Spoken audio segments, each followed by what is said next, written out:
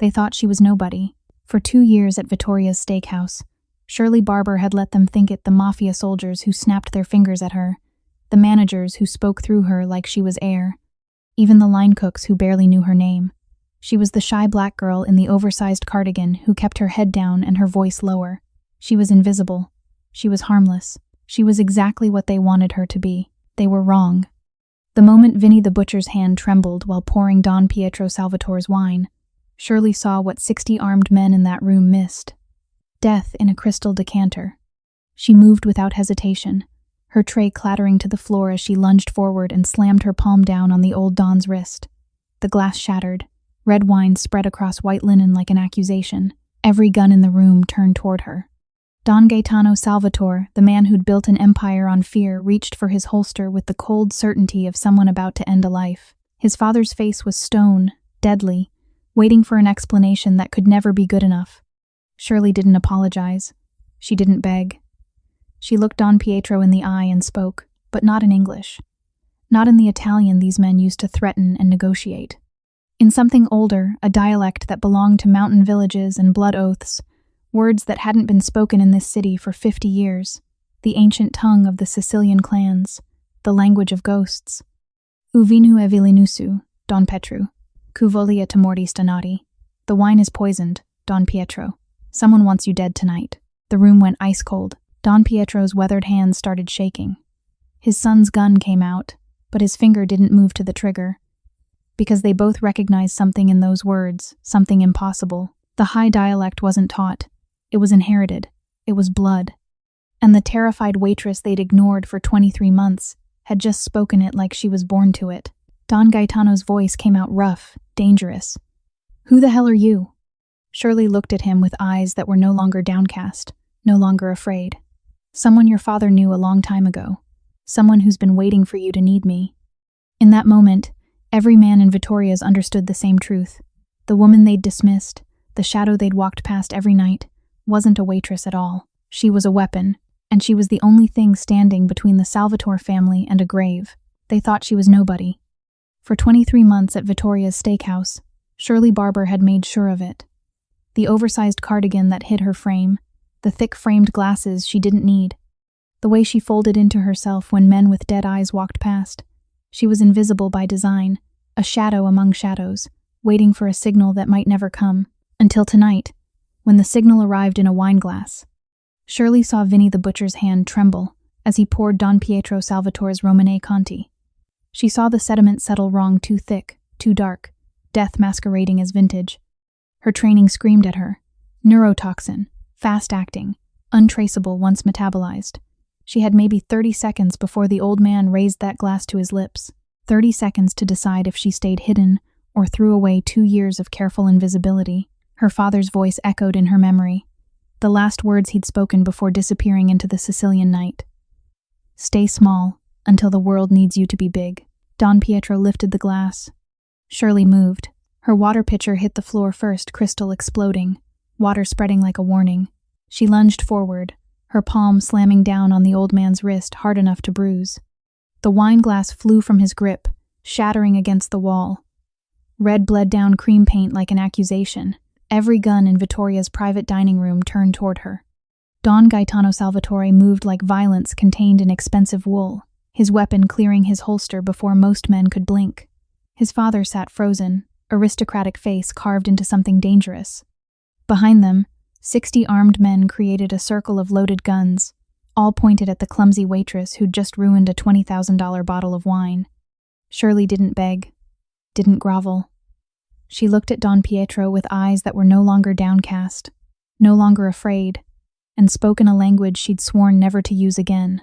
Not English, not modern Italian with its softened edges and borrowed French, but the high dialect ancient, precise, the tongue of mountain villages and blood oaths, words that hadn't been spoken in Chicago since before Shirley was born. Uvinu e vilinusu, Don Petru, qualcuno volia te morti stanati. The wine is poisoned, Don Pietro. Someone wants you dead tonight. The room went ice cold. Don Pietro's weathered hands began shaking. Not from age now, but recognition. His eyes locked on Shirley's face, searching for something he couldn't quite name. His son's weapon stayed trained on her chest, but his finger had frozen on the trigger. Because they both knew, the high dialect wasn't taught in schools or learned from apps. It was inherited. Blood knowledge passed from grandmother to grandchild in villages that barely existed on maps. Speaking it meant you belonged to something older than Chicago's streets, older than the American dream these men had corrupted. "Where did you learn my grandmother's words?" Don Pietro's voice cracked, and for a moment he looked every one of his 78 years. Before Shirley could answer, Russo, the rival associate who'd been insulting the old man all evening, lunged forward. "She's trying to disrupt the evening. This is an insult to Stadi Mutu." Shirley's voice cut through his protest like a blade. "Shut up." Still in the ancient dialect, still commanding, still impossible. She pointed at the broken glass on the floor, at the wine still spreading across white linen. "Look at the sediment. Look at how it settles. That's not 80-year-old Burgundy. That's something else." Gaetano moved then, fast and controlled. He crouched, studying the spilled wine. His jaw tightened as he saw what Shirley had seen: the thickness, the wrong color, the chemical sheen under the restaurant lights. "Rocco," he said quietly, "get a sample to the lab, now." As his head of security moved to comply, Gaetano rose and approached Shirley. He was a full foot taller, broader, radiating the kind of danger that came from a lifetime of violence. When he gripped her chin, forcing her face up toward his touch was rough enough to send a message. "I could break you. Who are you?" Each word was controlled fury. "Someone who just saved your father's life."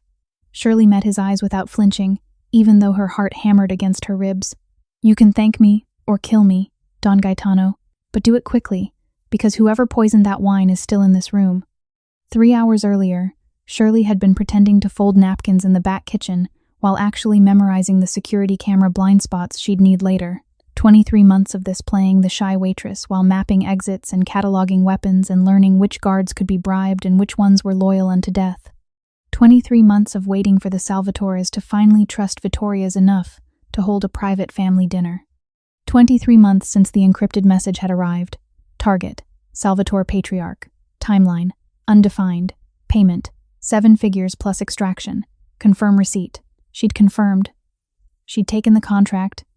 She'd become the ghost they'd hired her to be. But something had shifted tonight when she'd seen the poison. This wasn't the plan.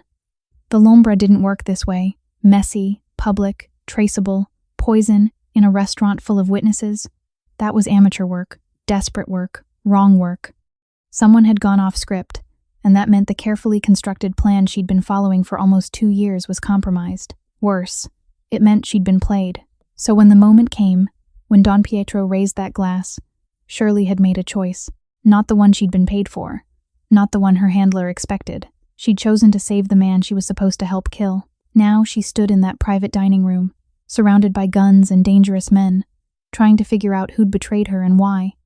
Marco, the head server, pushed through the kitchen doors. "Don Gaetano," the laboratory called. "The sample." He stopped, looking sick. "They said it's polonium-laced ricin. Whoever drank that would have been dead in 6 hours. Untraceable. Natural-looking." The room erupted, men shouting, weapons being checked, Russo protesting his innocence. Vinny the butcher stood in the corner, his smile finally gone, his hand moving toward his jacket. Gaetano saw it too. "Vinny, hands where I can see them." "Boss, I didn't." "I said hands."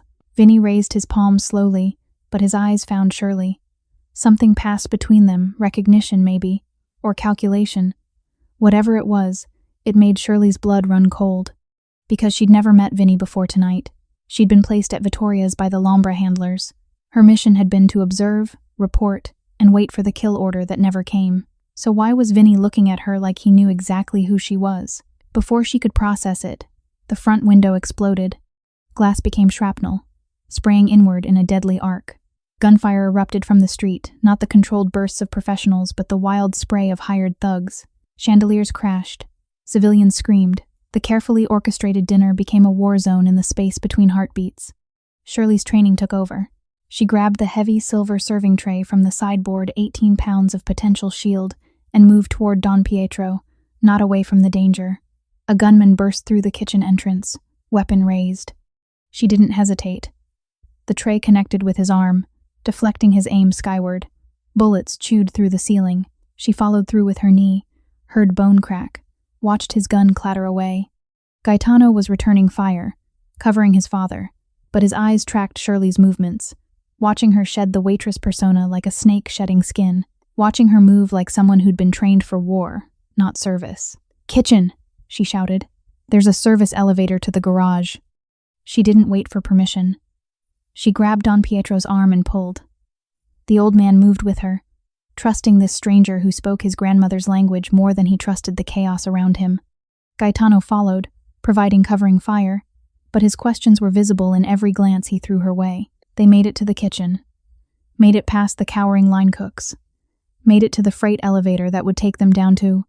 Vinny stepped out of the shadows, gun raised, aimed directly at Don Pietro's chest. "I'm sorry, Don," he said, and he actually sounded sorry. "But this has been 3 years in the making. I can't let you leave." Shirley moved without thinking. She threw herself between the gun and the old man, her body becoming a shield, her arms spread wide. "Don't," she said, not to Vinny, to Gaetano, whose own weapon was now trained on his lieutenant. "If you kill him, you'll never know who else is involved, who paid him, who's really behind this." Gaetano's face was carved from stone. "He tried to kill my father, and he failed. Because someone warned him this was coming." Shirley kept her eyes on Vinny, kept herself between him and the Don. "Isn't that right, Vinny? Someone told you the hit was happening tonight. Someone who knew about the Lombra contract. Someone who wanted you to be the one holding the gun when it went bad." Vinny's hand wavered. "Just slightly. Just enough. How do you—" "Because I'm the one who was supposed to kill him." Shirley's voice was steady, cold, nothing like the shy waitress they'd known. "I'm the Lombra operative. I've been here 23 months, and I never received the kill order. But someone poisoned that wine anyway. Someone's trying to frame me, or kill the Don, or both." The elevator chimed. The doors started to open. "Move!" Shirley grabbed both Salvatores and shoved them through the doors as gunfire erupted behind them. Vinny went down, not dead, but bleeding. The elevator descended into darkness. And in the confined space, Gaetano Salvatore pressed his gun against Shirley's temple and said, very quietly, "Start talking." Now, the armored SUV's engine was already running when they burst from the garage. Rocco at the wheel, 2 guards in tactical gear flanking the doors. They threw the Salvatores inside Don Pietro first, then Gaetano, then Shirley with a gun still pressed to her spine. Rain hammered the bulletproof glass as they peeled onto Chicago streets. Inside, the silence was deadlier than the gunfire they'd escaped. Gaetano sat across from Shirley, weapon trained on her chest now instead of her head. A professional adjustment center mass, harder to miss. His eyes held no mercy, no warmth. Nothing but the cold calculation of a man deciding how painful her death should be. "Talk," he said. Shirley took a breath, tasting blood and fear, and the bitter edge of regret. "My name is Shirley Barber. 6 months ago, I was recruited by an organization called the Lombra to infiltrate Vittoria's restaurant and monitor your family. I was told it was intelligence gathering only. No termination orders, just observation. And I'm supposed to believe that? I don't care what you believe." She met his eyes without flinching. "I'm telling you what I know. 2 years ago, your family started making enemies you didn't even recognize. Someone wanted information about your movements, your security, your vulnerabilities. The Lombra took the contract." Don Pietro spoke from the front seat, his voice surprisingly steady. "The Lombra are ghosts.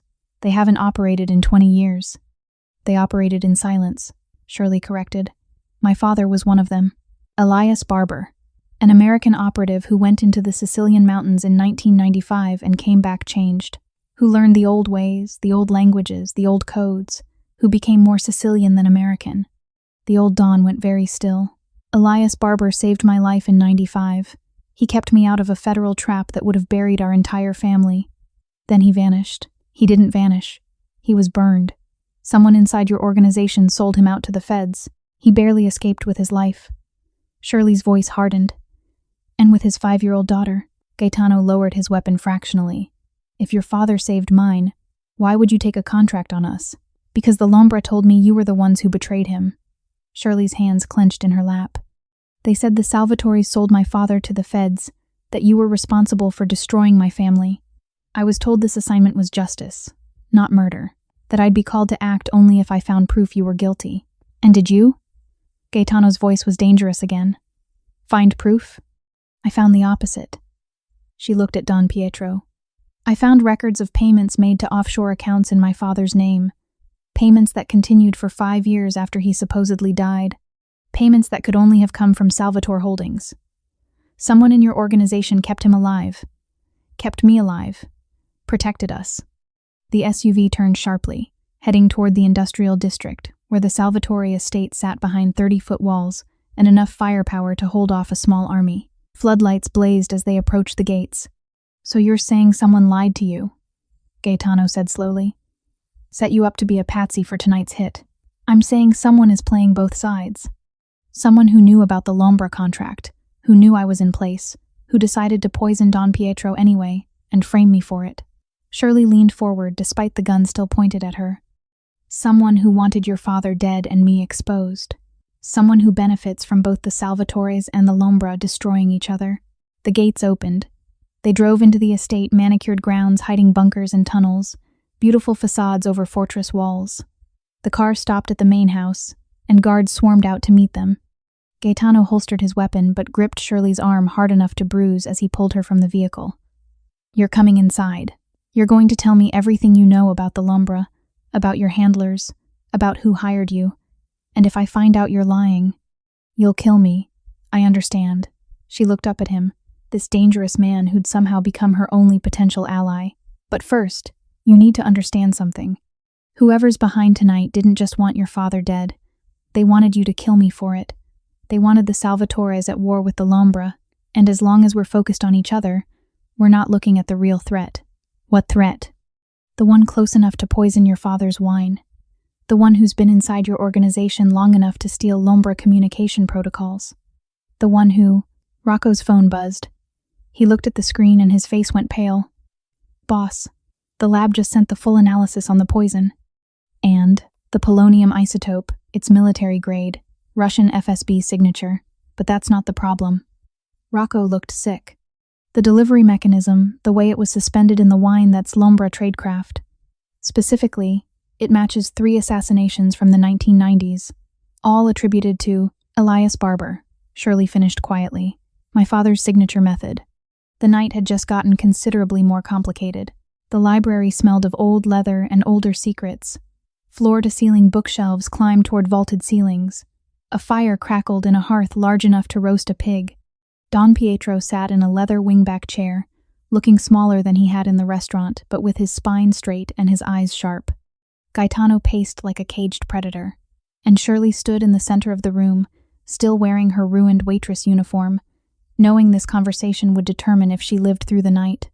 Tell me about the Lombra, Don Pietro said. Not a question. A command from a man who'd spent 60 years making people obey. Shirley took a breath. They're not what they used to be. My father's generation, they were true believers. Intelligence operatives who went off-grid to protect the old families from federal overreach. They saw themselves as guardians of tradition in a modernizing world. And now? Now they're mercenaries. Whoever pays most gets their services. The ideology died with my father's generation. What's left is just ghosts for hire. How many operatives? I don't know. The Lombra work in cells. I know my handler, a woman named Sophia, no last name given. I report to her through encrypted channels. I've never met another operative face-to-face. Gaetano stopped pacing. Who hired you? I don't know that either. The contracts come through intermediaries. Sophia said only that the client had legitimate grievances against your family, that the intelligence we gathered would be used for accountability, not murder. And you believed that? His voice dripped skepticism. I believed my father was dead because of the Salvatores. Shirley's voice hardened. I believed I was getting justice. So yes, I believed it. Until tonight, when everything went wrong. Don Pietro leaned forward in his chair. Speak to me again. In the old dialect. Let me hear your voice. Shirley switched languages effortlessly, the ancient Sicilian flowing from her as naturally as breathing. She spoke of her father, of the mountain village where he'd learned the tongue, of the old codes and older loyalties that still mattered in a world that had forgotten them. As she spoke, tears formed in the old Don's eyes. Your accent, he said when she finished. It's not learned, it's native. You didn't study this language, you were raised in it. From age 5 until 14. My father took me to Sicily after you saved his life. We lived in the villages. He taught me everything. the language, the codes, the way of thinking. He said the old ways were dying and someone needed to remember them. Shirley's voice softened. He never told me who saved him, never mentioned your name, just that he owed a blood debt to a family in Chicago. Gaetano grabbed a tablet from the desk and thrust it at Shirley. Your personnel file. According to every database in existence, Shirley Ann Barber died in a residential fire in 2015. Her body was identified through dental records. She's buried in Queens. I know. My father arranged it. Shirley took the tablet, looked at her own death certificate. When the feds got too close, when he realized someone inside the Lombra had sold us out, he faked our deaths, gave me a new identity, new papers, new life. I've been Elizabeth Kane for 11 years. Shirley Barber only came back when the Lombra found me 6 months ago. How did they find you? I don't know. One day I was a graduate student in linguistics. The next, Sophia was sitting in my apartment with photos of my father, speaking in the high dialect, offering me a chance to honor his memory. Shirley set the tablet down. She knew things only my father would have known. Secret things. I thought she was legitimate, but she wasn't. I don't know what she is. Shirley looked between the two men. But I know someone is using the Lombra's reputation as cover. Someone who wants both our organizations destroyed. Rocco burst through the door without knocking, his face ashen. Boss, we have a problem. What now? The restaurant. They found Vinny. Gaetano tensed. He's talking? He's dead. Single gunshot to the head, point-blank range, while he was being loaded into the ambulance. Rocco's voice shook. The shooter was dressed as a paramedic. Vanished in the chaos. But he left something. He held up an evidence bag.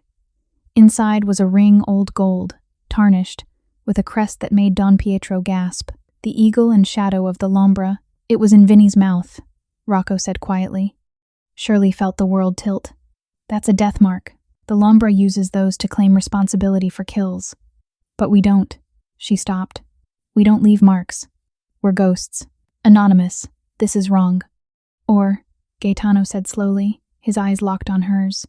This is exactly what someone wants us to think, that the Lombra went rogue, that you can't be trusted, that my father was right to never trust intelligence operatives. I didn't kill Vinny.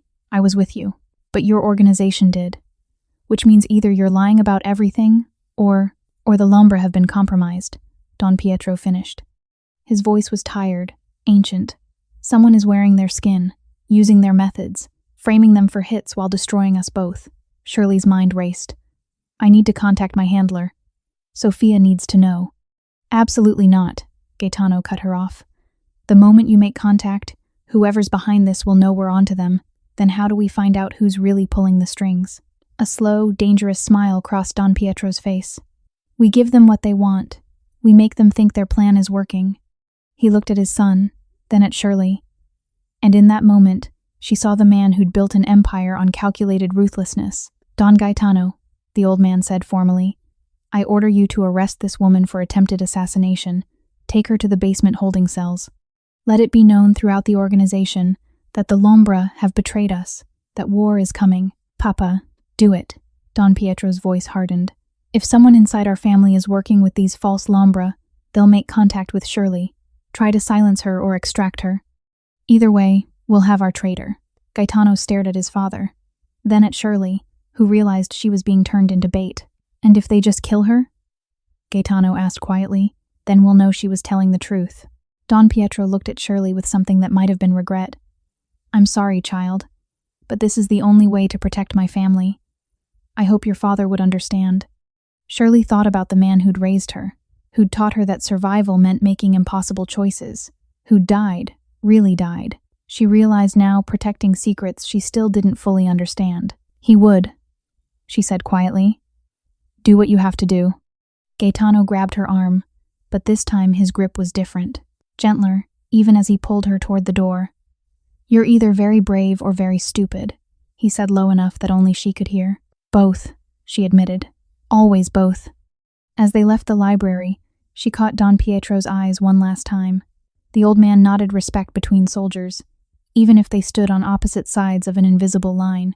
The basement, she thought, was where she'd either find answers or find her grave. The holding cell wasn't what Shirley expected. No chains, no concrete walls, no bare bulbs swaying overhead. Instead, a converted wine cellar with a cot, a chair, a small table.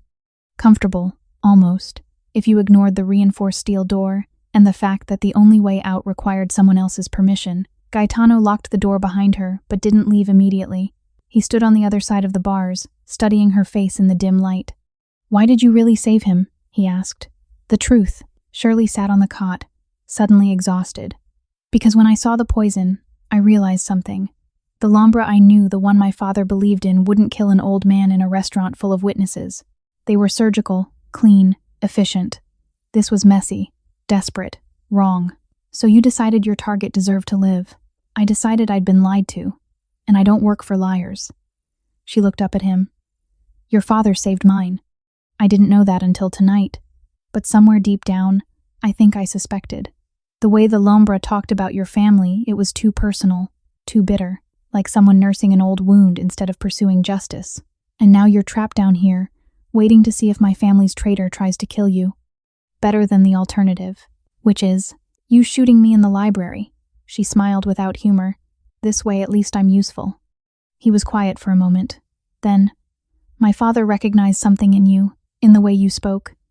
He said your dialect was too pure, too authentic, that you learned it from someone who loved the old ways more than they loved being American. My father stopped being American the day your family showed him there was something worth protecting beyond borders and governments." Shirley's voice softened. "He used to say the Salvatores understood that loyalty was thicker than blood, that the old codes mattered more than modern laws. He admired that, even when it cost him everything. The Salvatores killed him, according to your handler. My handler lied about a lot of things, apparently." Gaetano gripped the bars, his knuckles white. "When this is over, if you survive this, you're going to tell me everything. About your father, about Sicily, about what he was really doing in those mountains. Will I be alive to tell you? That depends on who comes for you tonight." He straightened, stepping back from the cell. "If it's a traitor, we capture them. If it's a hit squad, we kill them. Either way, you stay locked in here until we know who we can trust. And if no one comes, then maybe you were the traitor all along, and this whole story was a elaborate lie to get inside our walls." His voice went cold again. "In which case, tomorrow morning, I put a bullet in your head and dump your body in the Chicago River." He turned to leave. "Don Gaetano?" He stopped, didn't turn around. "Thank you," Shirley said quietly, "for not killing me in the restaurant, for giving me a chance to prove I'm telling the truth. Don't thank me yet." He looked back over his shoulder, and his eyes held something she couldn't read. "The night is long, and trust is expensive in my world. You haven't earned it yet." Then he was gone, his footsteps echoing up the stone stairs, leaving Shirley alone in the converted wine cellar with nothing but time and fear for company. She lay down on the cot, closed her eyes, and waited for whatever came next. Shirley woke to the sound of footsteps on stone. Not heavy boots, the guards made noise, wanted you to hear them coming. These were soft, careful, the footsteps of someone who didn't want to be noticed. She kept her breathing steady, her body relaxed, feigning sleep while her mind went into overdrive. 2 sets of footsteps, light, practiced, professional. The lock clicked. Not picked, opened with a key, which meant someone with access. Someone inside the Salvatore organization who wasn't supposed to be here. The cell door swung open with barely a whisper. Shirley's eyes snapped open as hands grabbed her, one clamping over her mouth, the other grabbing her arm. She saw 2 figures in tactical black, faces covered, moving with the efficiency of trained operatives. She didn't scream. Screaming would get her killed. Instead, she went limp, letting them think she was compliant, buying seconds to assess the situation. They dragged her from the cell, up a service staircase she hadn't known existed. These weren't amateurs. They knew the estate's layout, knew which cameras to avoid, knew exactly where they were going. A rescue? Or a disposal? They emerged into an unused wing of the house, dust-covered furniture, windows sealed with blackout curtains. One of the figures finally spoke, voice female, slightly accented. "Shirley, it's me." The hand left her mouth. Shirley spun, ready to fight, and found herself staring at familiar eyes behind a tactical mask. Sophia, her Lombra handler. "What are you doing here?" Shirley hissed. "Saving you. What does it look like?" Sophia checked her watch. "We have 4 minutes before the guard rotation. Move. I'm not going anywhere until you tell me what the hell is happening." Sophia grabbed her arm. The operation was compromised. Someone inside the Lombra sold us out. The Salvatores were never supposed to know about you. We're pulling all operatives from Chicago immediately. Pulling us. Shirley jerked her arm free. You poisoned Don Pietro. You orchestrated the hit you told me would never happen. I did no such thing. Sophia's voice was sharp. The poison was planted by someone else. Someone using our protocols, our methods, our reputation. I've been trying to figure out who for the past 6 hours, and you expect me to believe that? I expect you to trust the woman who trained you for 2 years, who protected you when others wanted you gone. Who? Sophia stopped, her eyes going hard behind the mask. Did the Salvatores turn you? Is that what this is? They told me the truth, that my father worked for Don Pietro, that your precious Lombra sold him out to the feds, not the Salvatores. That's a lie. Is it? Then why did Salvatore money flow into accounts under my father's name for 5 years after he supposedly died? Why did Don Pietro cry when I spoke the high dialect? Why? Gunfire erupted in the hallway outside. Sophia's partner, the second figure Shirley still couldn't identify, went down immediately. Blood sprayed across antique wallpaper. Sophia grabbed Shirley and threw them both behind an overturned sofa as bullets chewed through wood and plaster. The door crashed open. Gaetano stood there with 4 armed guards, weapons raised, faces grim. Let her go, he ordered. Sophia's gun came up, pointed at Shirley's temple. Don't move or she dies. You shoot her, you die. Simple math. Then we all die. Sophia's voice was cold. But your father's already dying, isn't he? The poison from tonight, it wasn't in the wine. It was already in him. The wine was just theater. Shirley felt her blood turn to ice. What are you talking about? Don Pietro has been dying for 6 months. Slow-acting poison delivered through his blood pressure medication. By the time anyone realizes, it'll be too late. Sophia pulled Shirley tighter against her. The wine tonight was meant to be blamed for a death that was already coming. Frame the Lombra, start a war, destroy both organizations. Gaetano's weapon didn't waver. You're lying. Am I? Ask your father about the tremors, the memory loss, the fatigue he's been hiding. Those aren't age, they're arsenic poisoning. Low dose, consistent, lethal. Who? Gaetano's voice was barely controlled fury. Who's been poisoning him? The same person who killed Vinny.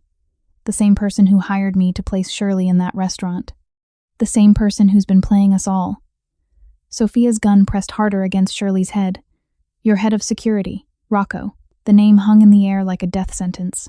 Impossible, one of the guards said. Rocco's been with the family for 20 years. Exactly. Long enough to be trusted. Long enough to have access to everything. Long enough to sell information to the Romanos, the Bratva, anyone willing to pay. Sophia's voice was bitter. He's been the leak all along. He's the one who burned Elias Barber. He's the one who brought me the contract to place Shirley. He's the one who's been systematically destroying both our organizations from the inside. Shirley's mind raced. Every interaction with Rocco over the past 23 months, every time he'd checked her background, every security rotation, every moment he'd been positioned to control information flow. Where is he? Gaetano demanded. In your father's room, Sophia said. Probably administering the final dose right now. Gaetano didn't hesitate. He turned and ran, 3 of his guards following. Only one stayed behind, weapon still trained on Sophia. Sophia lowered her gun, releasing Shirley. Go! Help them. But know this, I didn't betray you. The Lombra didn't betray you. We were all pawns in Rocco's game. Shirley stared at her handler, trying to find the lie, the angle, the manipulation. But all she saw was exhaustion and anger, and something that looked like genuine regret. Why should I believe you?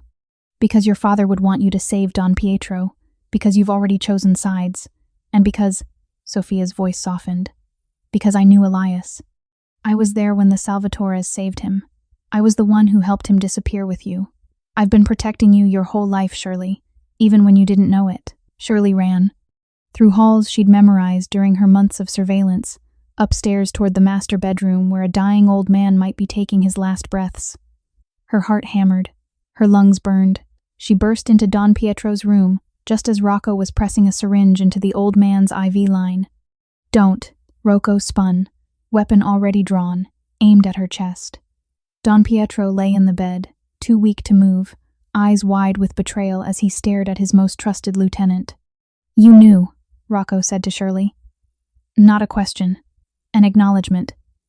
The Lumbra bitch told you. She told me enough. Shirley raised her hands, buying time. 20 years, Rocco. Why? Because this family killed mine. His voice was cold, empty. My grandfather was Don Pietro's partner in '74. They swore blood oaths. Then Pietro decided he wanted it all. Had my grandfather killed in a car accident. Took everything we built. That's not... Don Pietro's voice was weak, rasping. Your grandfather embezzled. He betrayed us first. Liar. Rocco's finger tightened on the trigger. Gaetano appeared in the doorway, weapon raised. Drop it. Kill me and your father dies anyway. The poison's already in his system. Only I know the antidote. Then you'll tell us before you die. Will I? Rocco smiled. I've been planning this for 20 years. You think I didn't prepare for this moment? The window exploded inward. Gaetano went down, tackled by a figure in black tactical gear. More figures poured through a full team. Professional, coordinated. Rocco's backup plan, but they'd made one mistake. They'd assumed Shirley was just a waitress, just an analyst, just a girl playing at being dangerous. She moved like her father had taught her, fast, efficient, ruthless. She grabbed the IV stand and swung it like a bat, connecting with the first attacker's head. Used his falling body as a shield against the second. Disarmed the third with a joint lock that broke his wrist and sent his weapon clattering away. Gaetano was back on his feet, returning fire. Guards poured into the room. The tactical team realized they were outgunned and began to retreat. Rocco grabbed the syringe from where it had fallen. The antidote dies with me, he snarled, backing toward the window. Shirley didn't think. She grabbed Don Pietro's letter opener from the bedside table and threw it. The blade caught Rocco in the shoulder, spinning him around. He dropped the syringe. It rolled across the floor, and Shirley dove for it, snatching it up before anyone else could reach it. She held up the vial, reading the label in the dim light. Dimercaprol, arsenic poisoning antidote. Rocco's face went ashen. He'd lost his leverage, his escape route, everything. Gaetano's gun pressed against his temple. On your knees. The head of security, the traitor, slowly knelt. Blood from his shoulder wound dripped onto expensive carpet. Get my father the antidote, Gaetano ordered. Shirley moved to Don Pietro's side, her hands steady as she administered the injection. The old man's eyes found hers, and in them she saw gratitude and recognition, and something deeper. Your father, he whispered. I tried to save him. Rocco killed him. I never knew. I know, Shirley said gently. I know. Dawn broke over Chicago, washing the Salvatore estate in weak winter light. Shirley stood on the terrace where less than 12 hours ago she'd been a prisoner. Now she was... What? Ally? Asset? Something more complicated than either word could capture. The door opened behind her. She knew without looking it was Gaetano. She'd learned the sound of his footsteps, the weight of his presence. How's your father? She asked. Stable. The doctors say the antidote was administered in time. He'll need months of treatment, but he'll live. Gaetano came to stand beside her at the railing. Thanks to you. Thanks to Sophia. She's the one who figured it out. Sophia is in the wind. We found her partner's body, but she vanished. He glanced at her. Did you know she'd come for you? No, but I'm not surprised. She's good at disappearing. They stood in silence, watching the city wake up. Finally, Gaetano spoke. My father wants you to stay, work with us, help us rebuild what Rocco destroyed. As what? A consultant? A prisoner who proved her worth? As family. His voice was quiet. You saved his life twice in one night. In my world, that means something. It means you're owed a debt we can never fully repay. Shirley thought about it. About the years of hiding, of being someone else, of never belonging anywhere fully. About the way Don Pietro had looked at her with her father's memory in his eyes. About the way Gaetano had trusted her when he had every reason not to. I'm not Salvatore blood, she said. No. You're something rarer. You're someone who chose us when you could have chosen safety. He turned to face her fully. Stay. Help us clean house. Find the other traitors Rocco was working with. And when it's done... He stopped, searching for words. When it's done, you can decide if you want to leave. And if I want to stay? Something shifted in his expression. Not the cold calculation she'd seen in the restaurant, or the dangerous focus from the library. Something warmer, more human. Then we'll figure out what that means, together. He extended his hand. Not a gesture of command this time, but an offer between equals. Shirley looked at that hand, scarred, strong, capable of violence and gentleness in equal measure. She thought about her father, who'd trusted the Salvatores with his life. About Don Pietro, who'd tried to protect them both. About the choice between running again or finally standing still. She took his hand. 3 months, she said. I'll stay for 3 months. Help you root out the traitors. Then we'll reassess. 3 months. He smiled, and it transformed his face from dangerous to devastating. That's enough time. For what? To convince you that you belong here. Before she could respond, her phone buzzed. She pulled it from her pocket, a burner she'd kept hidden through everything. One new message. Sender unknown. The Dawn lives. Well done, daughter. But the real game is just beginning. Time to choose. Their family or ours. You can't serve 2 masters forever. E.B. Elias Barber, her father. Alive. Shirley's hand tightened on the phone. She looked at Gaetano, at the honest confusion on his face as he tried to read her expression. She thought about the message, about impossible choices, about the fact that she'd spent 23 months undercover, but the real infiltration was just beginning. Everything okay? Gaetano asked. Shirley deleted the message and pocketed the phone. Everything's fine. Just confirming I'll need my apartment cleared out. No point keeping an address I'm never going back to. It was a lie. The first real lie she'd told him since the truth started coming out. But as she stood there on the terrace, the city spread before them like a chessboard. Shirley realized something her father had been trying to teach her all along. Sometimes survival meant choosing which truth to tell and which to keep buried. Sometimes loyalty was more complicated than blood or oath or honor. Sometimes the most dangerous position was the one where everyone wanted you on their side. 3 months, she'd promised. 3 months to help the Salvatores. 3 months before her father expected an answer to his impossible question. 3 months to figure out if she was saving this family or destroying it from within. She looked at Gaetano, at the trust building in his dark eyes, and felt something twist in her chest that might have been guilt, or might have been the first fragile shoots of something deeper. Come on, she said, stepping back from the railing. If I'm staying, I should probably get proper clothes. This uniform is starting to smell like gunpowder and regret. He laughed, actually laughed, and the sound was so unexpected it made her smile despite everything. As they walked back inside together, neither of them saw the figure watching from the street below. A man with graying hair and hazel eyes that matched Shirley's perfectly. A man who'd been dead for 14 years, but stood now in the Chicago dawn, watching his daughter make choices he'd spent her lifetime preparing her for. Elias Barber smiled, then melted back into the shadows. The game, as he'd said, was just beginning. There's a question older than empires, more enduring than blood oaths. What do we owe the people who save us? The ancient codes speak of debts that span generations, of loyalty that transcends reason, of bonds forged in crisis that can never truly be broken.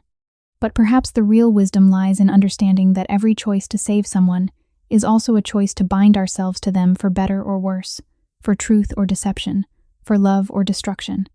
In the end, Shirley Barber learned what her father knew all along, that the most dangerous loyalty is the one we choose ourselves, and that sometimes the greatest act of love is deciding which family to betray. If this story reminded you that real loyalty isn't about safety or certainty, but about choosing who you'll fight for when the world catches fire, then you understand what matters. Hit that subscribe button because these ruthless romances are just getting started. Drop a comment. Would you have stayed with the Salvatores or answered your father's call? And remember, the people who save us don't always save us from danger. Sometimes they save us from ourselves. Until next time, stay dangerous, stay loyal, and never forget that the most important choice is the one you make when everyone's watching.